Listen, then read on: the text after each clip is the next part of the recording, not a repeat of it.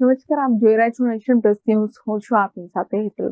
વડોદરા શહેરમાં મહાશિવરાત્રીના પર્વે નીકળનારી પરંપરાગત શિવજી કી સવારી દરમિયાન કોઈ અનિચ્છનીય બનાવ ન બને તે માટે પોલીસ વિભાગ દ્વારા સજ્જ એક્શન પ્લાન તૈયાર કરવામાં આવ્યો છે.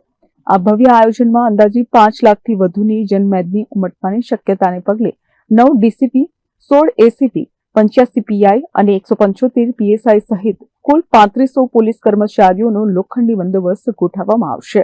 આ ઉપરાંત 450 ટ્રાફિક પોલીસ અને બ્રિગેડ તેમજ 750 હોમગાર્ડ્સના જવાનો ફરજ બજાવશે.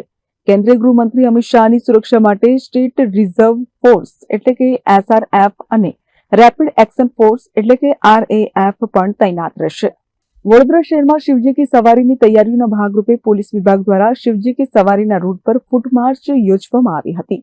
પોલીસ વિભાગ દ્વારા સમગ્ર રૂટ પર ચાંપતો બંદોબસ્ત ગોઠવવામાં આવ્યો છે, જેમાં કેન્દ્રીય ગૃહમંત્રી અમિત શાહની ઉપસ્થિતિના કારણે સુરક્ષા વ્યવસ્થાને ધ્યાને રાખીને ચુસ્ત બંદોબસ્ત ખડકાયો છે.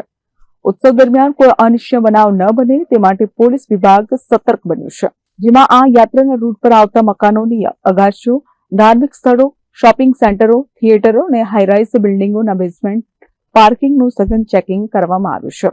તો સુરક્ષા વ્યવસ્થા અંગે પોલીસ કમિશનર નરસિંહા કોમરે જણાવ્યું હતું કે તહેવાર પૂર્વે જ શિવજી કી સવારીના રૂટ પર સતત ફૂટ પેટ્રોલિંગ અને રૂટ નિરીક્ષણ કરવામાં આવ્યું છે, જેમાં પીસીબી, એસઓજી અને ડીસીબી સહિતની વિવિધ ટીમો દ્વારા સંવેદનશીલ તથા અતિ સંવેદનશીલ વિસ્તારોમાં ચકાસણી કરવામાં આવી રહી છે.